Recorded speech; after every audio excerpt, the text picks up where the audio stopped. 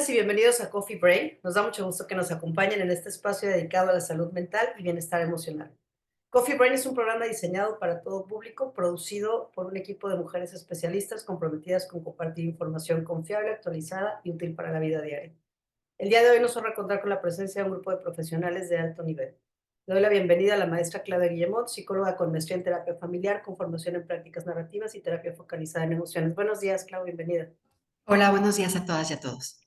La maestra Mariela Pérez, psicóloga con maestría en psicopedagogía y fundadora de Si Puedo Sí. Buenos días, Mariela, bienvenida. Muy buenos días, gracias. La psicóloga Sandra López, psicóloga clínica con especialidad en terapia familiar sistémica y en terapia focalizada en emociones. Buenos días, Sandra, bienvenida. Hola, buenos días. Y Monique de Amazon Estrategia Digital, responsable de la producción y transmisión técnica de este programa. Yo soy la doctora Kitsia Ruiz Navarro, médica psiquiatra, y tengo el gusto de conducir esta sesión. El tema general, como lo hemos hecho todo este mes, es adolescencia. El motivo de este tema es la inquietud que se ha manifestado en la consulta a partir de la miniserie de Netflix Adolescencia. Los invitamos a quedarse con nosotras mientras abordamos el tema de hoy, aprendiendo y enseñando en un ambiente adolescente. En programas anteriores hemos platicado generalidades de la adolescencia, ya hablamos sobre el consumo de sustancias y bueno, pues el día de hoy le daremos continuidad y nuestro objetivo será comprender los retos cotidianos de docentes y estudiantes en los espacios de enseñanza y aprendizaje. La voz de las y los adolescentes estará representada a través del trabajo que han hecho el maestro Carlos Fuentes Bagaria, que nos acompaña el día de hoy, y la maestra Claudia Concepción Angulo Rojas, quienes serán nuestros invitados. Adelante, Clau. Bueno, yo me permito presentar a nuestros invitados con una semblanza curricular en orden absolutamente alfabético. Claudia es licenciada en Derecho, maestra en Derecho Procesal Penal, con 6 años de experiencia como defensora de oficio en juzgados penales. En 2004 asumió el cargo de coordinadora de defensores de materia penal y posteriormente como coordinadora general del Instituto de Defensoría Pública, cargos desempeñados dentro del Poder Judicial del Estado de Quintana Roo.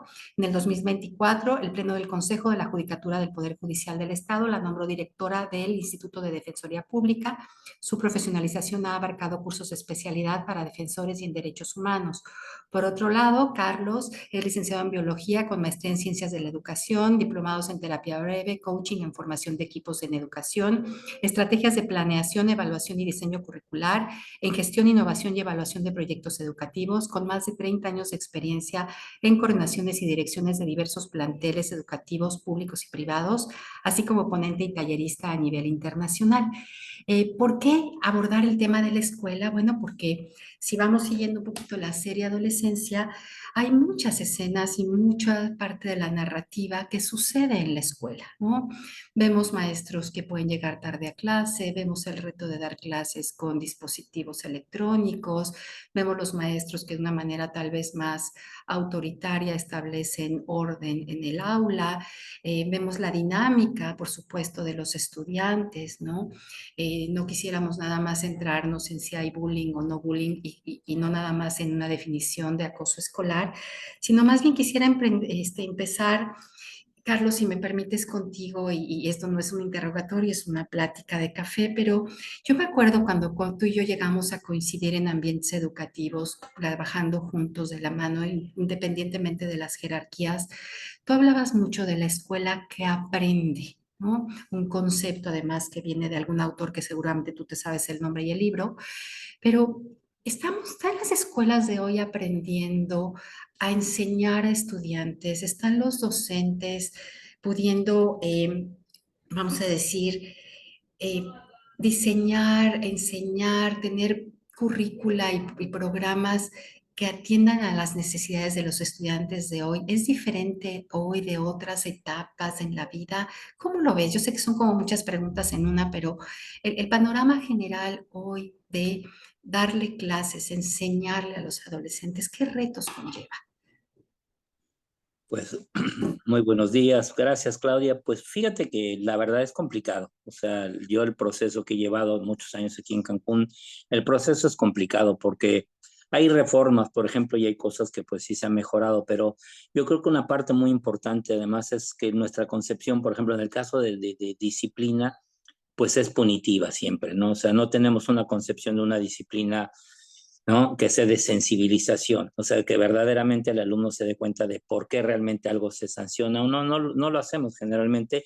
Aún el marco de convivencia, que por ejemplo en educación básica nos rige el del Estado, tiene sus protocolos, pero yo creo que estamos muy superados ya. Ahora los padres también tienen una actitud muy diferente.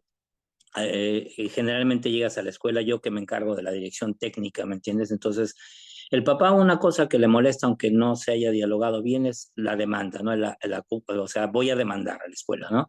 Y obviamente la escuela privada, pues, es muy cuidadosa en eso, ¿no? Entonces, finalmente a veces eso es lo que presiona para que las situaciones, pues, disciplinarias no se lleven a la práctica. Y si ustedes revisan el marco de convivencia, de alguna manera,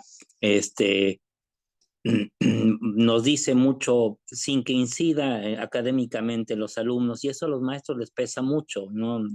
Sin entender que finalmente mucho de la situación de la dinámica que hay en el grupo la lleva el maestro. Es decir, yo cuando hacía observación y práctica docente en la normal de maestros, lo primero que observaba era que los grupos se comportaban diferente dependiendo del maestro que estuviera dentro. O sea, tú castigabas al grupo, decías que este grupo es muy malo. Dices, ¿por qué con algunos maestros no hay esa dinámica y con otros sí lo hay? O sea, ¿qué es lo que sucede? No se homogenizan los criterios. Yo te digo una cosa, o sea, tú puedes tener el marco de convivencia, los maestros no lo leen y ellos toman una decisión a partir de lo que consideran que debe de ser la disciplina, pero tú sabes que eso también te depende de la disciplina que nosotros llevamos en casa, o sea, muchas cuestiones ni siquiera están racionalizadas, entonces llevamos a la práctica esto y eso genera muchísimos conflictos. ¿Qué hace la escuela? Si tú tomas una decisión, pues eres responsable de ella, ¿no? Entonces el maestro también se siente muy vulnerable y a veces es mejor dejar pasar, dejar hacer. A ver, No, no, entonces tomando en cuenta como sí. esta intervención que ya tienes, otra de las preguntas detonadoras era si de verdad, a la globalidad de los reglamentos escolares atienden, ¿no? Me decías, es un tema punitivo, es un tema donde tal vez no se sensibiliza, el maestro queda en una posición vulnerable, los padres de familia tienen tal vez una exigencia distinta, los grupos se manejan diferente dependiendo del maestro, que eso también lo pudimos ver en la serie. Y entonces, ¿hay reglamento que aguante hoy, por ejemplo, la dinámica social de los chavos? Porque uno además le tengo que enseñar álgebra, matemáticas, cálculo, geometría, es decir, ciencias sociales, historia, pero además tengo que poder saber convivir con ellos, esto de los maestros que inspiran. Realmente los reglamentos pueden con lo que sucede hoy. Y te doy un ejemplo chiquitito. Me contratan hace un tiempo para dar un taller en una escuela. Y yo veía y decía, pues, ¿para qué grado es? Yo creo que se equivocaron, han de haber hecho un copy-paste y me ponen aquí segundo de primaria, no para papás. Y me decían, no, sí es para ellos. Y la psicopedagoga de aquel momento me decía, es que las conductas, malas conductas que antes veíamos en niños de sexto, hoy están sucediendo en niños mucho más chicos y rayan hasta en la crueldad. Y ya no sabemos qué hacer. Entonces, por ahí un poco como si pudieras elaborar y después le damos la voz a Mariela.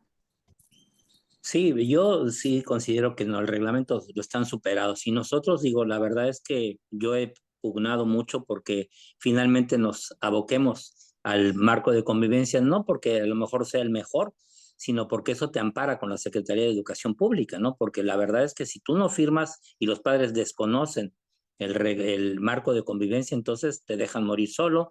Y pues generalmente en una escuela privada, en el caso con la que yo trabajo, pues bueno, hay papás de mucho poder, entonces, y prepotencia, ¿no? Entonces, obviamente eso mete mucho ruido y obviamente la escuela dobla las manos, ¿no? Entonces, el mensaje también que envías no es muy bueno porque los muchachos saben que hay algunos que son prácticamente intocables, ¿no? Entonces, eso manda muy mal mensaje porque pues los reglamentos, todos pagan lo mismo, ¿no? Entonces, pues tendrían que ser tratados de la misma manera, pero no sucede eso en realidad. Como que lo que se evalúa es el apellido, ¿no? ¿Y qué puede suceder? Como ya conozco a estos papás, estos van a generar, no toques eso, ¿no? O sea, como que no pasó nada, ¿no? O se atenúa todo de tal manera que los demás pues sienten un malestar, ¿no? Adelante, Mariela, por favor.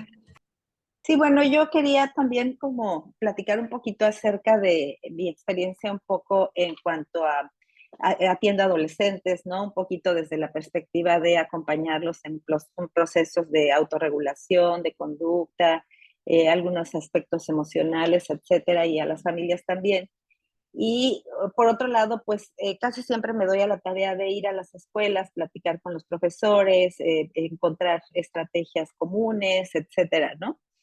Entonces, en esta línea, en la cuestión educativa, sobre todo en los adolescentes a nivel secundaria, yo me encuentro que la dificultad para establecer una estructura y unos límites y que una regulación sea eficiente es que hay dos mundos, ¿sí? El mundo real y el mundo cibernético, como en el que estamos aquí interactuando. Y entonces esas reglas están hechas para pues el mundo real, ¿no? En el presente. Y hay muchas cosas que están ocurriendo también simultáneamente pues, en el mundo cibernético, ¿no? Con todos los chats, las redes sociales, toda la tecnología que además ha sido pues un aspecto de evolución hasta cierto punto pues, en el modelo educativo, hasta cierto punto porque, bueno, ya no lo estamos cuestionando, ¿verdad?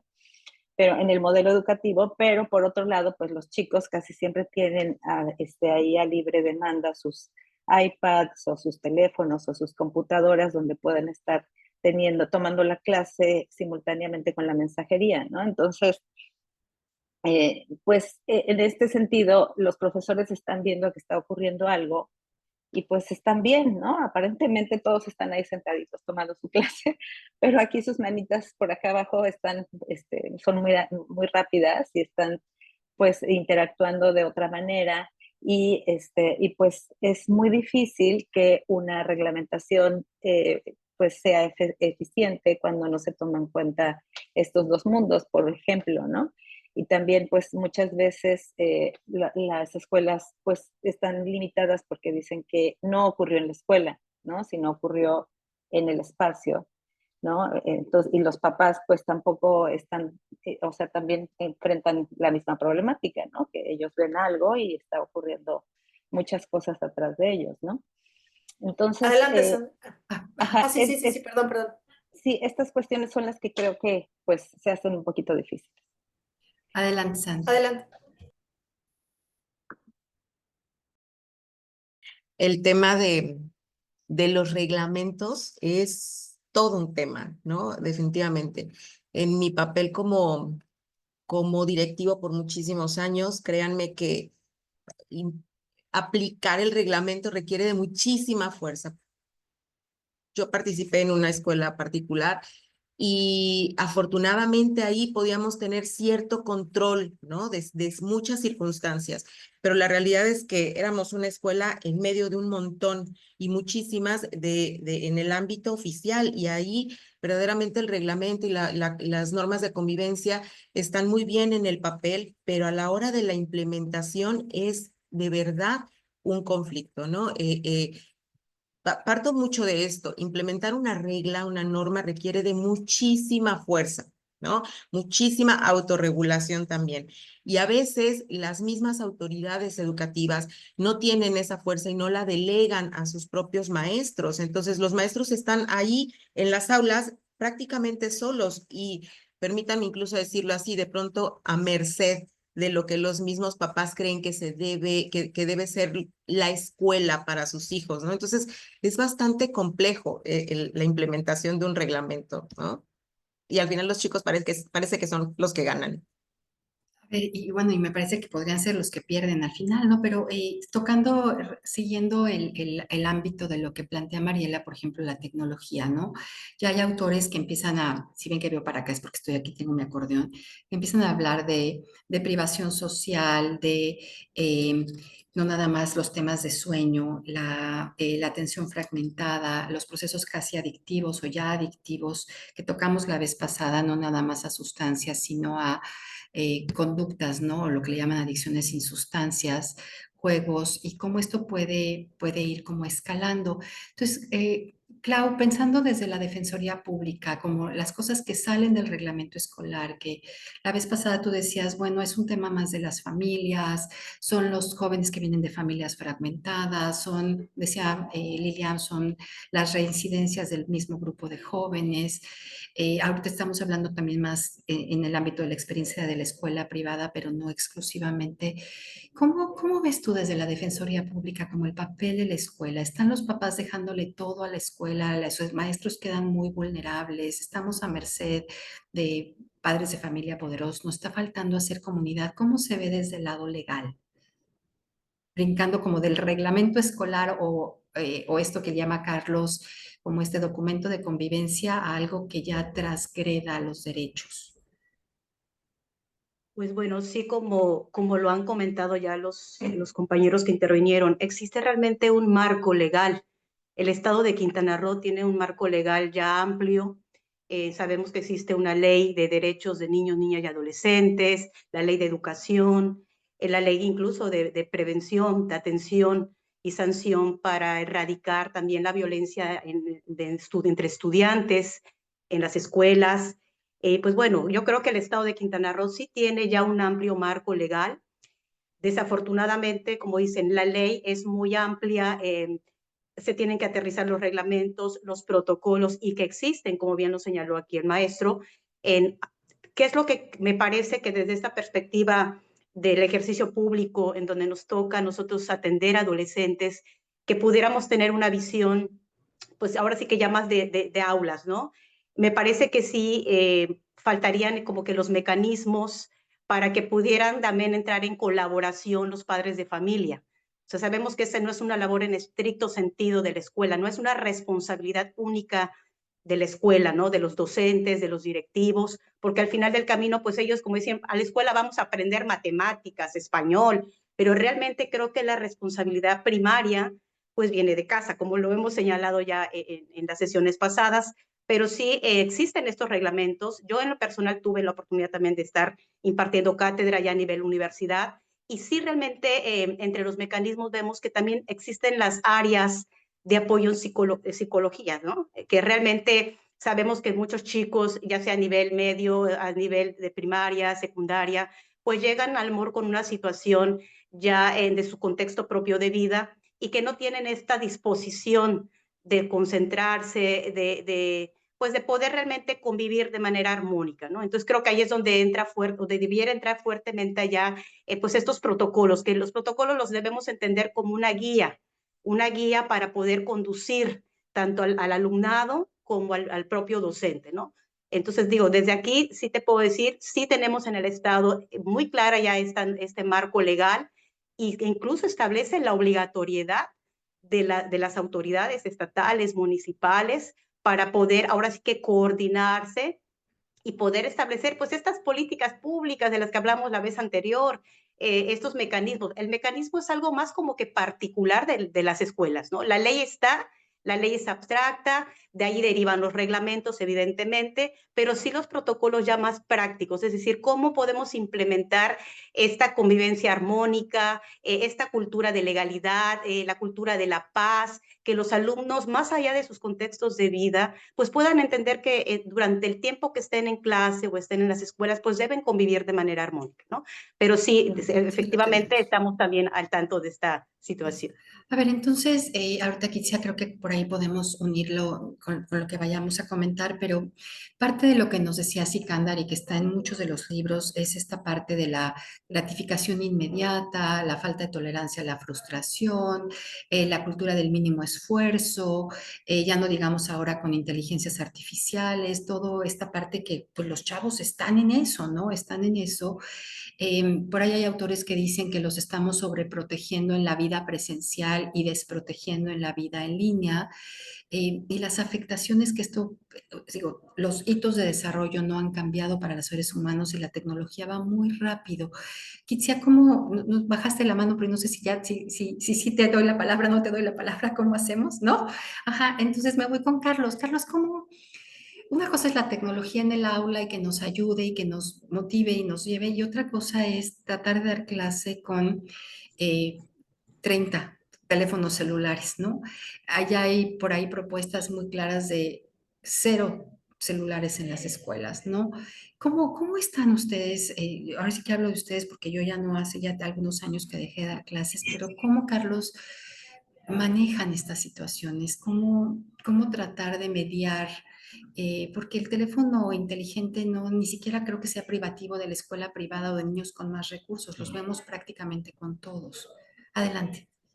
Sí, fíjate que esa ha sido una problemática porque muchos de en otros países pues, se está tratando de volver a lo anterior, a los dictados, a quitar el celular. Yo siento que ese ya sí nos rebasó un poco y podríamos realmente, desde la perspectiva didáctica, porque eso también es un problema, ¿no? Entonces, nosotros hemos tenido algún problema en la escuela porque se prefiere el perfil con el idioma que el perfil profesional. Entonces, eso genera mucho conflicto en el aula porque pues el maestro finalmente que sale de una normal o que ya tiene cierta experiencia, pues sabe cómo es una estructura de clase y yo creo que entiende muy bien que si él es un factor fundamental en la dinámica que hay en el grupo. Es decir, no es así de que el grupo es malo, ¿no? Es que si hay... Yo tuve la experiencia de hacerlo y muchos años lo hice, el famoso contrato social. Es decir, hay cuestiones en donde la escuela pues ya tiene o le existe un marco de convivencia, entonces hay cosas que son inamovibles y eso se los planteas al alumno. O sea, por ejemplo, comer en el salón, o sea, que suene de todo eso ya. Pero hay otras en donde tú sí puedes llegar a un diálogo con ellos, se firmaba, se hacían acuerdos, es decir, en el momento que tú también crees en el alumno, o sea, y le puedes decir, pues sí, asumo que puedes ser responsable, porque finalmente digo, si vamos a Colbert, nosotros en la escuela y en la familia estamos en los niveles más bajos del juicio moral, o sea, los niños dejan de hacer algo por el temor a que haya una sanción, un castigo, la reprobación, lo que sea, o van a decirte, ¿y eso qué me va a producir? O sea, ¿qué gano con eso, no?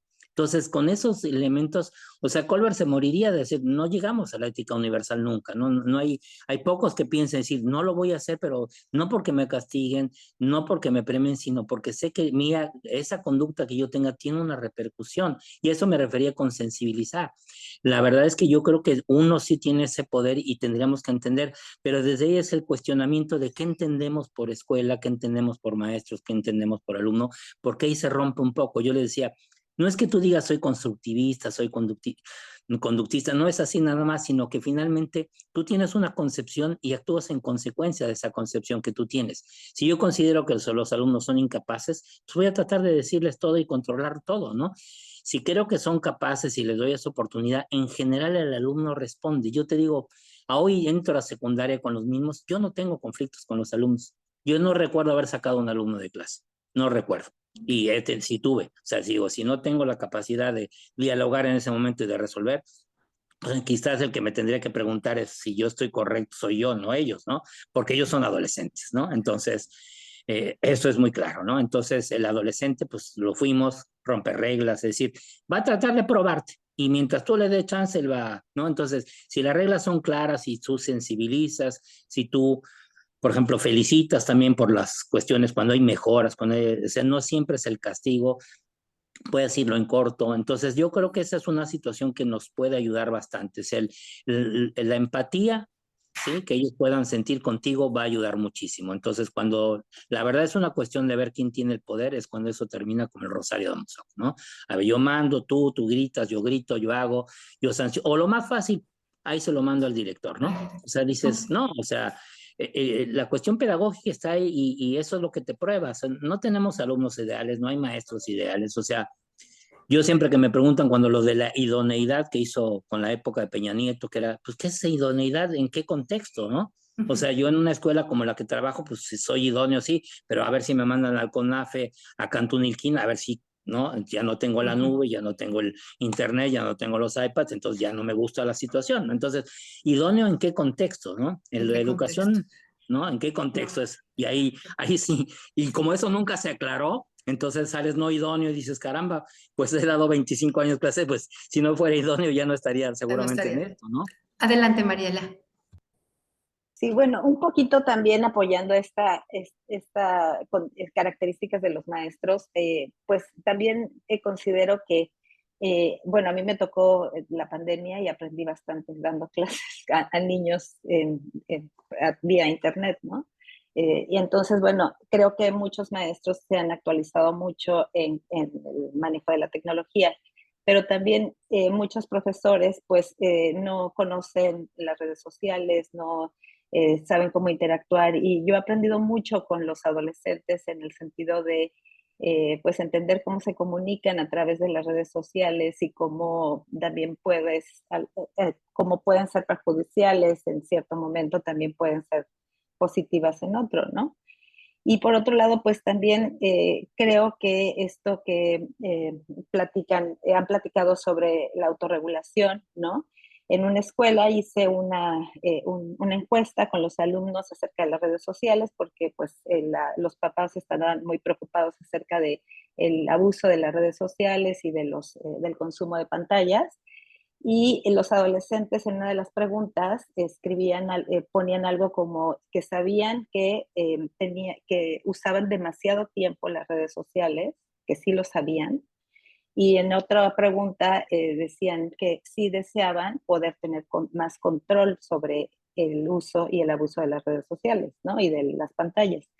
Entonces, digamos que ahí de pronto la presencia de un adulto, la estructura que les dan, la organización del día a día, estas herramientas internas que da la autorregulación, pues es lo que un adolescente está necesitando, ¿no? Pero pues creo que también los adultos necesitamos ser como un poco más abiertos a aprender y entender cómo se comunican para poder acceder a esta comunicación. Adelante, Sandra. Ya, gracias. ¿Qué tanta tecnología es buena en las aulas? Híjole, primero no perdamos de vista que el verdadero problema de la tecnología y en el abuso no es precisamente en las aulas, ¿no? Ahí se detonan bastantes problemáticas posteriores a que el verdadero conflicto radica en casa, cuando los chicos lo usan indiscriminadamente y sin supervisión. Pero en las aulas mucho depende del diseño de la clase, ¿no? De el para qué se va a usar la tecnología y los dispositivos. Negar su existencia, vamos, es como ponernos a pelear con Sansón a las patadas, o sea, definitivamente no. Bueno, entonces, si es parte de cómo la vamos a integrar y cómo integrarla depende de mucho del maestro, ¿no? De qué espera de la clase, de cuál es el objetivo, de su experiencia en el diseño de la clase, ¿verdad?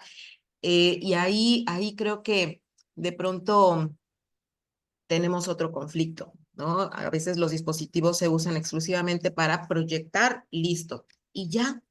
Y entonces los chicos tienen perfecto tiempo de sobra para hacer todo lo demás, menos aprender y darle un uso favorable a su aprendizaje, ¿no?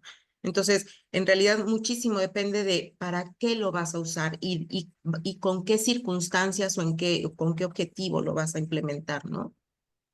Adelante, Kitsia. Le voy a dar, perdón, le voy a dar voz a Emma un poco con el tema que creo que esto va muy de la mano, ¿no? Sea tecnológico o no, que dicen los adolescentes no están solos, aunque actúen como que no nos soportan y pueden con todo. En este sentido, me parece que vale hablar también de la tolerancia a la frustración, capacidad de demora para los padres y los maestros, ¿no? Retomando lo que mencionaba Carlos hace rato, ¿no? Y aquí entra todo el tema de las aplicaciones y todo es rápido. Necesito, quiero, tengo, resuelvo, todo con tecnología.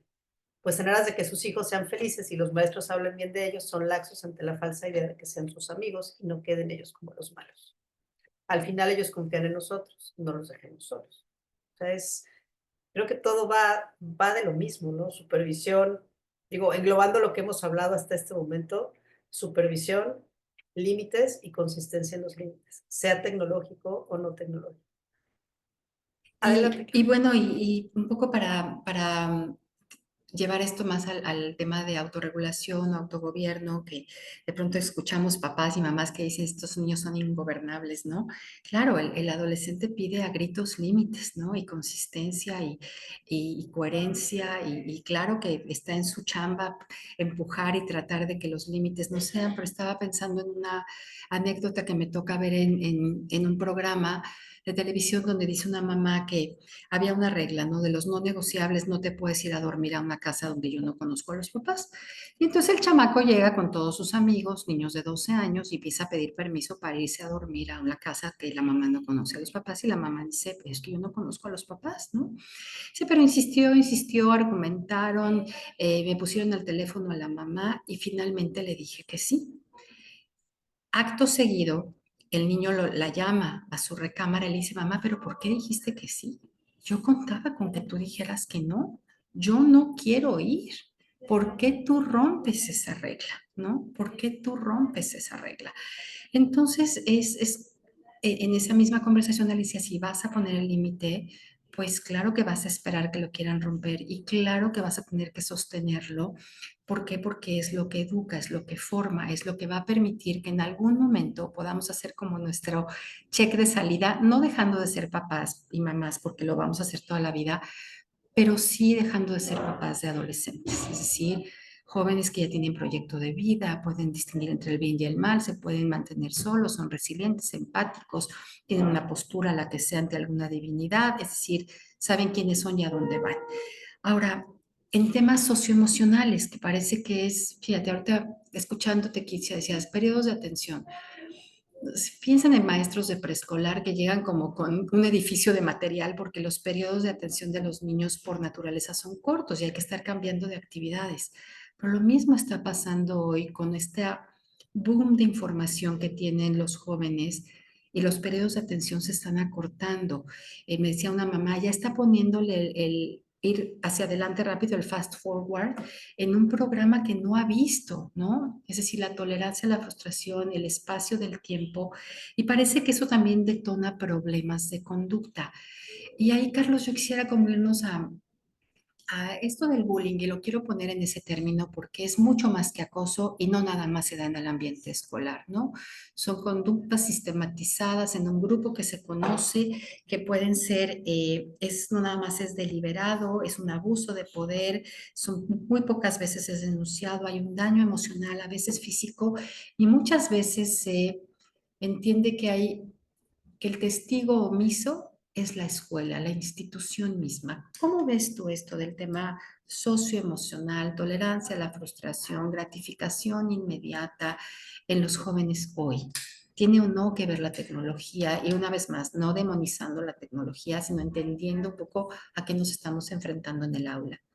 Sí, no, es muy claro. Fíjate que nosotros hemos tenido en este ciclo, por ejemplo, prácticamente todos los alumnos o una gran mayoría de los nuevos se fueron de la escuela, ¿no? Entonces, el mensaje que te manda es que pues no supimos protegerlos, ¿no? O sea, hay momentos, yo leí hace algunos años un artículo de los no lugares. Es decir, generalmente hacemos guardias, pero no las hacemos en los momentos adecuados. Por ejemplo, el recreo es un lugar perfecto para el bullying, perfecto, ¿no? La situación de los baños, en los momentos en donde el docente no se encuentra ahí. Pero a veces tú eres el que participas también porque el docente también es buleador. Le pone un apodo, le dice, entonces, y tú te vas con el poder, obviamente. Como alumno, tú te acercas al poder, no vas con el débil, ¿me entiendes? Generalmente tú te pliegas hacia el poder y si ves que el maestro le llama gordo a uno o algo, pues vas y tú vas y haces lo mismo. Yo quería decir algo que a lo mejor podría ser factor para un siguiente programa, que es, me tocó obviamente ahorita dentro de la nueva escuela mexicana y todo, me tocó participar en la Universidad del Caribe con el famoso DUA, este diseño universal del aprendizaje que contrarresta las barreras. Hoy ya no necesidades educativas especiales, sino barreras del aprendizaje y la participación. Y creo que ahí hay un factor que pudiera ser importante en esto. ¿Por qué? Porque lo primero que tenemos que entender que hay cómo homogeneizar lo heterogéneo, ¿no? En el aula. O sea, ahí está el primer problema. Entonces, desde las concepciones de actividades, entonces, el DUA tiene, por basarse en las redes neuronales, una posibilidad, ¿me entiendes? De que el maestro de repente cheque, pues envíe de diferentes formas, ¿sí? El mensaje, reciba también de diferentes formas, ¿no? Lo que el alumno haga. Y esta situación también de los proyectos y todo, es decir, una didáctica diferente en el aula, porque seguimos, yo voy a la escuela y ahí estoy, y el 90% es cátedra. Para un alumno como el que ahora tenemos, que su periodo, ya lo dijimos, de atención cada vez se ha reducido más, pues ya se desconectó y se fue y el maestro puede seguir. Entonces, finalmente, nos volvemos a centrar en algo que ya pasó. O sea, antes los modelos se basaban en la enseñanza, hoy tendrían que basarse en el aprendizaje. Entonces, si tenemos una base de redes neuronales y podemos entender, el maestro, su queja es, eso da más trabajo. Pero la verdad es que la situación con esto es centrarse en el aprendizaje, que es nuestra intención, y entender que la diversidad no es algo que yo vea o no vea, sino es algo que existe, ya está pleno, y que pues cada uno de estos alumnos pues, tiene intereses diferentes, entonces si yo mando un solo mensaje en una sola línea, recibo en una sola línea, dejo fuera mucha gente, y obviamente eso también genera el no sentirme parte, pues entonces yo busco otra actividad, busco otra, es decir, creo que también mucho tiene que ver con la didáctica, y volvemos a lo que te decía de la contratación de los docentes, es decir, o sea, dentro de este aspecto, pues la didáctica es fundamental, ¿me entiendes? Porque es el de cómo vas a llevarlos, cómo vas a hacerlos cuando tú tienes claro, y tú me decías, la escuela que aprende de Santos Guerra, pues sí, obviamente tú te das cuenta de que ahorita la situación ya no es la misma, hay que cambiar. Si hay algo más dinámico como ¿no? Los aprendizajes basados en proyectos, el aula invertida, lo que tú quieras hacer dependiendo del grupo, pero con esta situación del DUA, y hay una ruedita, la famosa rueda del DUA, donde vienen las aplicaciones que tú puedes, o sea, una gran diversidad de aplicaciones que se van aumentando para poder dar lo que tú decías, es decir, no nada más proyectar, porque tecnología educativa no es, si yo presento las tablas de multiplicar en PowerPoint, pues no estoy utilizando la tecnología, ¿no? O sea, pues los podría pintar en el pizarrón y sería lo mismo, una cartulina con ella, no es así, ¿no? Entonces, yo creo que también depende mucho, por eso decíamos, el manejo que tú tengas desde la didáctica, y obviamente una cosa muy importante. Hace muchos años yo oí una conferencia de Olac Fuentes, que era subsecretario de Educación, y me llamó mucho la atención porque hablaba de secundaria y decía, generalmente cuando tú contratas a un profesor en secundaria, te vas al currículo. Y si quien le pregunta, oye, ¿te gusta trabajar con adolescentes? Pues ahí está la médula, ¿me entiendes? Porque tú puedes tener todo el conocimiento del mundo y todas las estrategias y los doctorados. No te gustan los adolescentes, eso termina como el Rosario de Amazon. Entonces, preferiblemente alguien que no, a lo mejor no tenga tanta preparación, no tantos doctorados, tantos cursos, pero le gusta trabajar con los adolescentes, se acerca a ellos, sea empático con ellos, ¿sí? Entonces eso va a resultar en que ellos, por lo mismo, también son, sí, tienen apertura y hacen, decir, ahí está, yo creo que la magia, ¿me entiendes? Y eso depende mucho, pero Tolstoy era sabio y decía, la felicidad no está en hacer lo que uno quiere, sino en querer lo que uno hace. Si tú llegas al aula por otros motivos, porque no había trabajo, porque pues da clases, ¿no? O sea, entonces tú minimizas. Esto, digo, finalmente, pues sí hay una vocación, ¿me entiendes? Es una dirección del alma, es decir, es algo que te gusta o no te gusta. O sea, yo no seguiría haciéndolo si no me gustara. O sea, porque para hacer otras cosas, obviamente que las puedes hacer. Lamentablemente hay profesores que no entienden eso, ¿no? Que si no les gusta lo que hacen, además del gasto de 300% del oxígeno más, por eso salen desgastados, es que pues no me gusta, entonces no muevo nada para hacer algo diferente que pueda ser llamativo, no tomo en cuenta al alumno, no me interesa lo que él piensa, lo que le gusta, nada, pues es muy difícil, así seguro eso va a terminar mal siempre, ¿no? Entonces, y lo más fácil es culpar al alumno, ¿no? Pero voy a darle la voz a Mariela y después a Sandra, porque yo ya iba por otro tema, pero creo que están en este tema también. Adelante. Bueno, solamente comentando un poco, di una clase en la Universidad del Caribe y ahí comentábamos con los alumnos la diferencia, hicimos un análisis de la diferencia de la educación en Finlandia y la educación en México, ¿no? Y el punto fundamental que marcaba una diferencia enorme era el modelo de capacitación de los docentes, en el sentido de que todos los docentes tienen que hacer investigación constante dentro del proceso educativo, o sea, tienen grupos y hacen un modelo de investigación y entonces le dan seguimiento, lo van aplicando con los alumnos y entonces, pues obviamente para los maestros es súper interesante y también para los alumnos es muy interesante porque siempre está enriquecedor, hay un seguimiento, hay una medición específica, hay una estructura, hay un logro de metas o un resultado, etcétera, ¿no? Entonces, a mí me parece que, bueno, o sea, implementar este modelo sería algo súper bueno y que pues implicaría una capacitación no tan a largo plazo, ¿no? Sandra, bajaste la mano, pero no sé si sigues. Sí, por favor. Adelante y después va Kitsia. Ajá. Sí, retomando un poquito lo que decía el profesor Carlos, ¿no? Lo importante de la vocación del docente. Yo creo que los papás están siendo papás y ellos siendo papás a veces no sabemos del grupo de edad de nuestros hijos y entonces no sabemos cómo acompañar a nuestros hijos.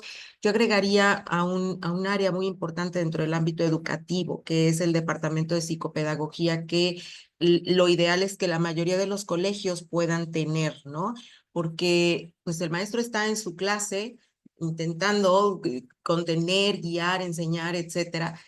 Muchos de ellos queriendo hacer, ¿no? Todos estos planes y proyectos para que verdaderamente los chicos aprendan, pero las realidades en las aulas son tan diversas, ¿no? Tampoco podemos dejarles todo a los papás. Entonces, estos departamentos, la verdad, nos pueden dar tanta luz en una dinámica al papá decirle, oiga, fíjese que miramos esto, o nos viene bien hacer esto otro, oye, profesor, nos viene bien también hacer esto más, ¿no?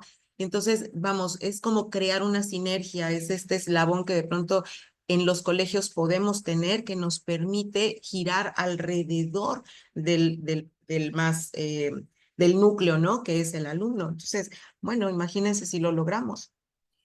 Y yo ahí quisiera, antes de dar la palabra a Kitsia, como hacer algunas puntualizaciones, ¿no? Hay por ahí un libro que se llama El mago sin magia y precisamente habla de la posición un tanto en el limbo, por poner una palabra, del psicólogo en la escuela. Creo que la parte que sea psicopedagogo ayuda más, pero también como nos vamos a centrar en procesos de enseñanza-aprendizaje, nos vamos a centrar en el alumno, no somos psicólogos clínicos dando terapia al interior de la escuela. ¿Cuál es el papel en el tema de la psicología organizacional y los recursos humanos del personal del colegio? Es decir, es un libro de los 80s, pero tan vigente hoy como en aquel entonces en cuanto a esta posición que no se acaba de definir. Ahora, Carlos decía, alguien que le guste, que sepa de adolescencia, que se inspire, y estaba pensando como en esta figura un tanto degradada del maestro. Por ahí en un libro que leímos entre todas hasta decía que al cambiar de maestro a maestra, eso era como parte de la degradación de esa posición que antes era de inspiración, de los papás acercándose a un maestro a pedir consejo, por ejemplo. Y ahorita pensaba en algo que decía Mariela no hace mucho, es que se requiere más un cambio social, nos llega a la consulta cosas que nos superan, y Sikander aumentaba, decía, bueno, la escuela es algo que necesitan los estudiantes, la escuela les va a dar experiencias que no se van a dar en la familia, y yo siento de pronto ahí como un rompimiento, esto que se llama comunidad educativa, parece, me vi con una mamá diciendo, no te pelees con la escuela, trabaja de la mano con la escuela, eh, acércate a la escuela, como si fuéramos casi enemigos, ¿no? La cantidad de quejas que hay sobre maestros o cuestiones escolares de derechos humanos, por ejemplo, en la Secretaría de Educación Pública, algo no estamos haciendo bien y lidiando además con jóvenes digitalizados, con periodos de atención menores, con gratificaciones instantáneas, con poca tolerancia a la frustración. Kitsia, con eso te doy la palabra. Antes de pasar al siguiente tema del bullying, que me gustaría mucho escuchar como la parte legal, ¿no? De lo que esto implica, yo le quiero dar voz a los maestros, ¿no? Y quiero hablar de mis maestros, digo, yo hace mucho no doy clases, pero quiero hablar de mis maestros que llegan acá con ataques de pánico, deprimidos, sin dormir y en la angustia total y absoluta. Es que es una realidad que administrativamente están sobrepasados, sobre todo en las escuelas públicas, con toda la cuestión administrativa. Entonces, no es que vayan perdiendo la vocación o no es que no lo quieran hacer, es que están sobrepasados. Cuando a mí me cuentan todo lo que tienen que hacer, digo, Santa Madre de Dios, eso para preescolar, ¿no? Hacer programaciones, llenar reportes y con la frecuencia con la que lo tienen que hacer, perdón, pero los maestros están tronados. Entonces, a ver, más allá de contextos sociales, es que de origen de cómo se están planteando las cosas, ya estamos mal. O sea, se ha desvirtuado tanto, es la perversión del sistema educativo, así como lo tenemos, la perversión en el sistema de salud, ¿no? Es un alumno que necesita un maestro y un maestro que necesita un administrativo y un administrativo, o sea, para coordinar como todo eso. Y ahora parece que es el alumno y el maestro el que tiene que adaptarse a un sistema administrativo. Es que en qué momento va a funcionar eso socialmente, con toda la problemática que estamos planteando el día de hoy. Esa es mi reflexión. Le di voz a los maestros. Y ahorita me voy con Claudia para el tema del bullying como desde el aspecto legal, pero fíjate que Ahorita me dejaste pensando que dice, sí, los maestros están solos, es un sistema que muchas veces no los apoya, no hay esta figura, vamos a decir, de referencia. A veces, a mí alguna vez algún alumno me tronó los dedos y me dijo, tú tienes trabajo porque mi papá paga mi colegiatura, ¿no? Es decir, este tema que puede ser de verdad, ya no digas como de hasta de majadería y de grosería, ¿no? Y de falta de respeto. Eh, pero finalmente es cómo abordar esto en equipo, entre todos, trabajando de la mano, porque con que prendan las noticias cualquier día ya ves alumnos que vamos a empezar como en otros países, ¿no? Con estos detectores de metales, con una bola el programa de mochila segura, o sea, ya empieza a ver como estas ejemplos de se nos está saliendo de las manos los temas conductuales, se está viendo ya comisión de delitos, ya no nada más desde el adulto hacia el menor, sino entre menores, ¿no? Entonces, Clau, si nos pudieras decir un poco cómo se aborda esto del bullying, y digo, no le llamo acoso escolar porque es más que acoso y no nada más se da en las escuelas, pero en el ámbito de las escuelas, las agresiones, ya no, que sobrepasan los reglamentos y que pueden poner en peligro a la comunidad educativa. Adelante. Sí, gracias. Pues bueno, realmente, como comentaban, el bullying no solamente es en la parte de verbal, física, el ciberbullying también. O sea, este es el riesgo en el que de alguna manera se colocan los alumnos cuando no hay una supervisión, cuando realmente no se les inculca el uso responsable de esta tecnología, porque está previsto ya como un derecho del niño, de la niña, del adolescente, pues contar con estas tecnologías en el ámbito escolar, pero sí el riesgo finalmente sí los coloca a ellos en esta situación de posible incluso comisión de un delito, ¿no?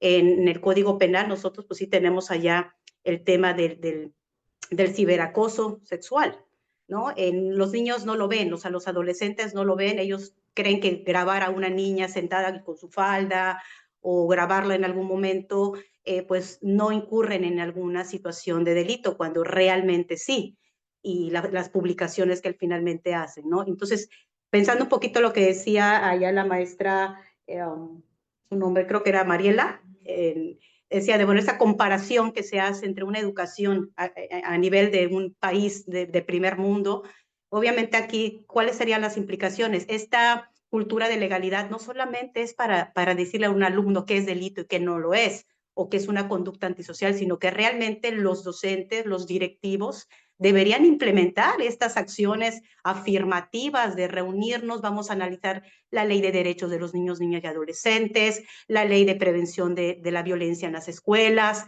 porque realmente la ley están los protocolos, están los lineamientos, pero ¿qué tanto lo conocen?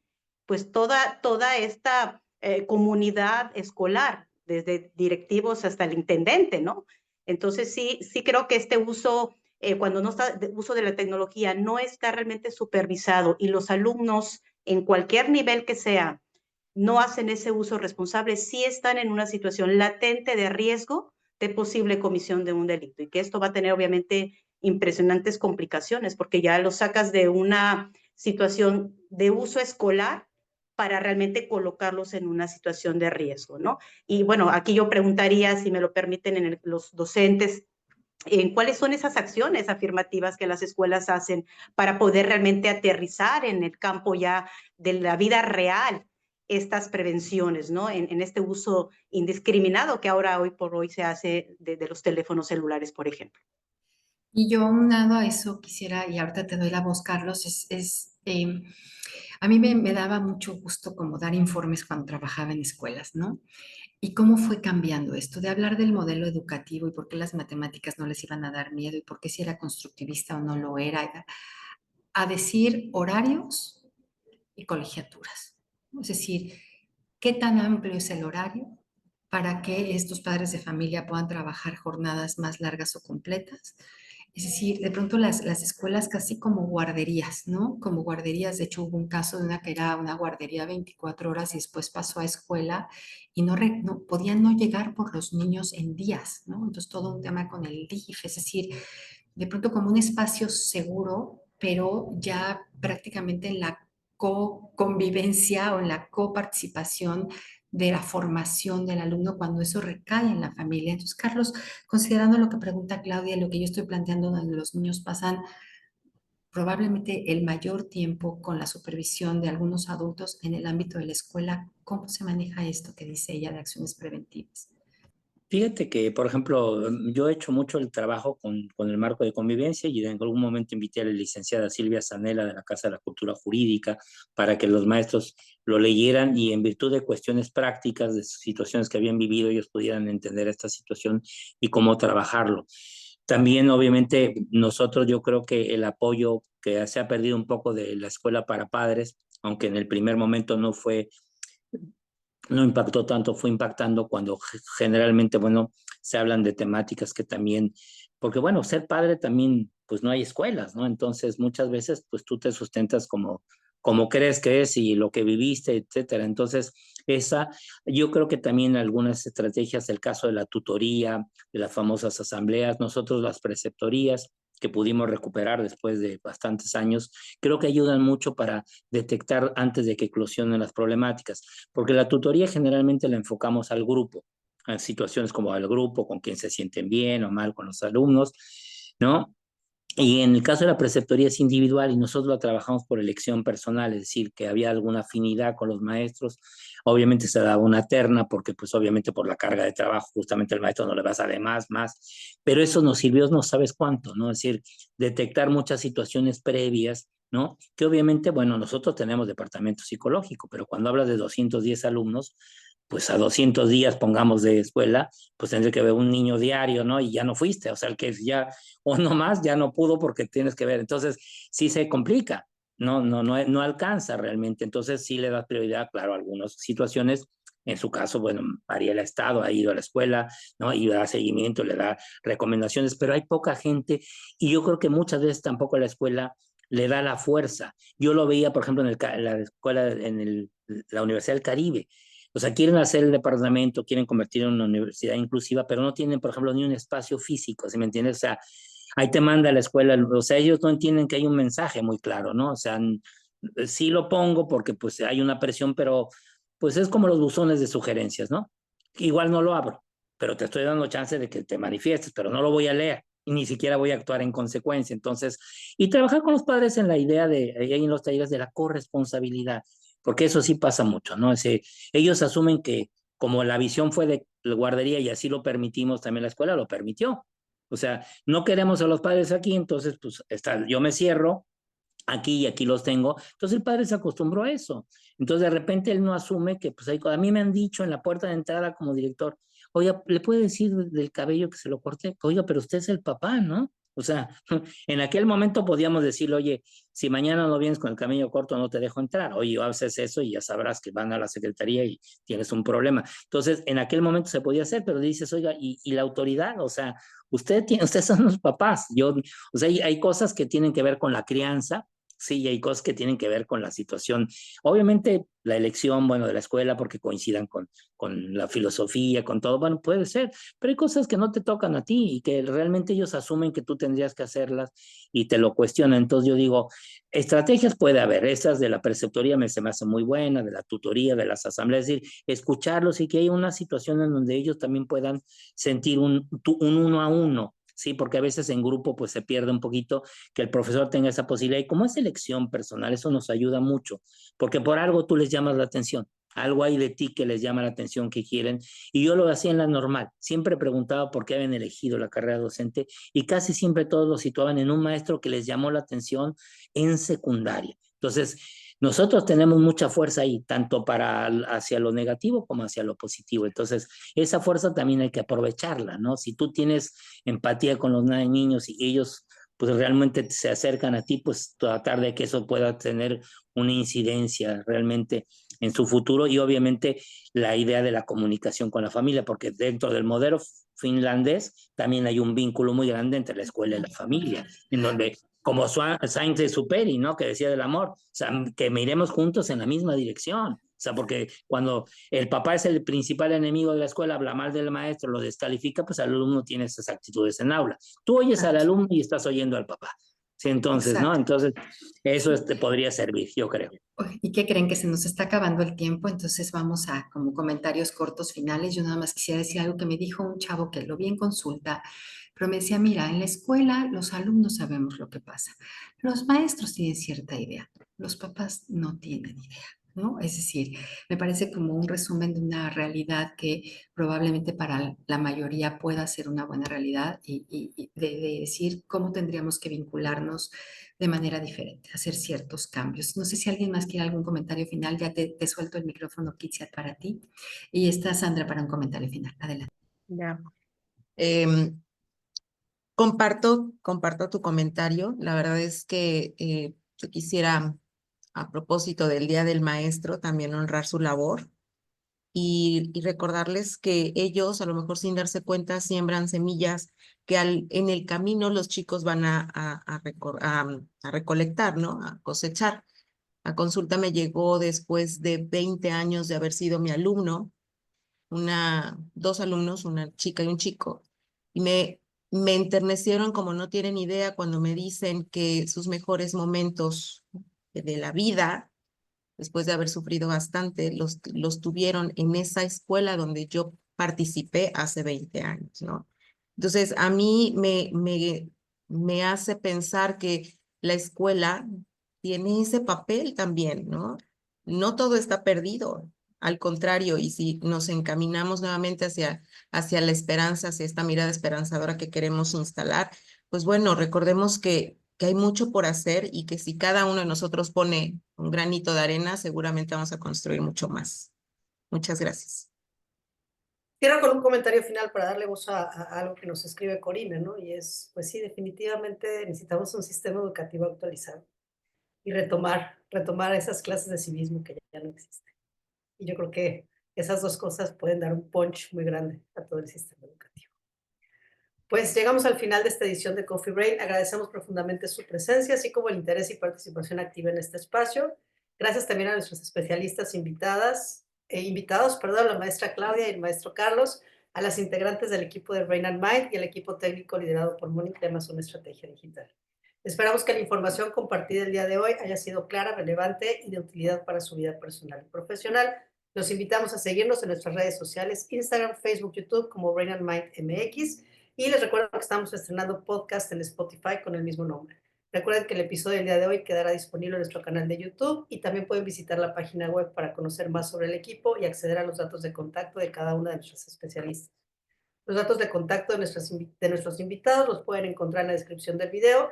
Y aprovecho para mandar una felicitación a las maestras y los maestros hoy en su día. Gracias por su vocación, paciencia y sobre todo por todos aquellos que han sido más que maestros académicos, maestros de vida y que nos dejaron algo que hasta el día de hoy lo tenemos en el día a día. Nos encontramos la próxima semana a la misma hora y por los mismos medios con un nuevo tema, adolescencia en línea. Gracias por acompañarnos y hasta la próxima.